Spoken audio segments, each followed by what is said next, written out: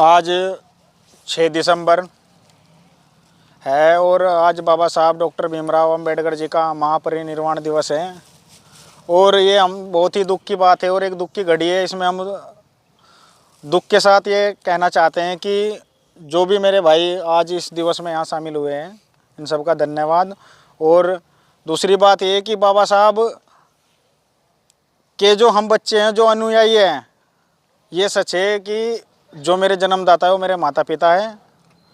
और लेकिन ये जो ज़िंदगी है मेरी, ये मेरे बाबा साहब की देन है और इसको मैं कभी नहीं भूलूंगा। और मैं आज प्रतिज्ञा लेता हूँ सबके सामने कि जब तक मेरे खून का एक एक कतरा रहेगा, मैं हमेशा बाबा साहब के विचारों में और उनके दिए हुए संविधान में जो प्रतिज्ञा लिखी हुई है उनके अनुसार चलूँगा। और ये प्रण लेता हूँ कि कभी भी ऐसी कोई व्यवस्था या ऐसी कोई अभद्र भाषा का प्रयोग नहीं करूँगा जिसमें किसी चीज़ से जो हमारे अनुयायी हैं उनको ठेस पहुँचती हो।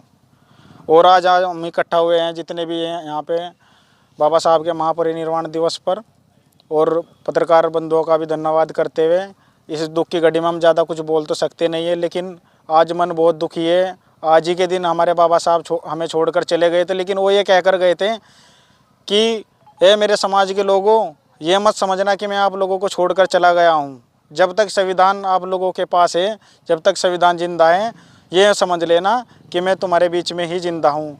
लेकिन मैं तो ये मानता हूँ कि जब तक बाबा साहब के विचार जिंदा है और जब तक ये बच्चे, हम बाबा साहब के बच्चे जिंदा है, हम समझ लेंगे कि बाबा साहब जिंदा है।